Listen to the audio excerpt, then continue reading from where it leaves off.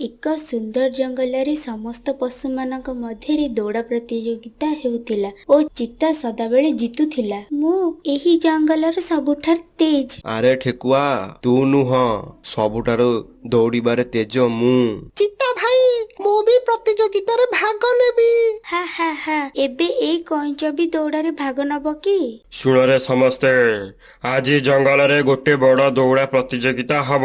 ସମସ୍ତ ପଶୁ ଖୁସି ହେଉଛନ୍ତି। ଏହି ଦୌଡ଼ା ପ୍ରତିଯୋଗିତା ଚିତାବାଘ, ଠେକୁଆ ଓ କଇଁଚଙ୍କ ମଧ୍ୟରେ ହେବ।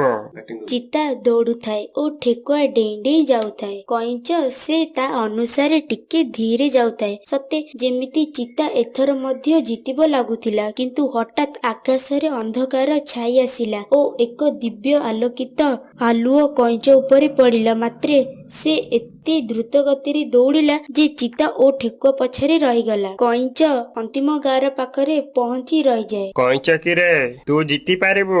ଯା ଗାର ଆରପାରିକୁ ଯା ଓ ତୁ ଜିତିଯିବୁ। କଇଁଚ ଗଲା ନାଇଁ, ଚିତା ଜିତିଯାଏ। ଜିତିବା ସବୁ କିଛି ନୁହଁ ସିଂହ ଭାଇ।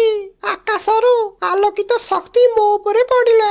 ଶକ୍ତି ହଉଛି ସେହି ଯାହାକୁ ଆମେ ନିୟନ୍ତ୍ରଣ କରିପାରିବା।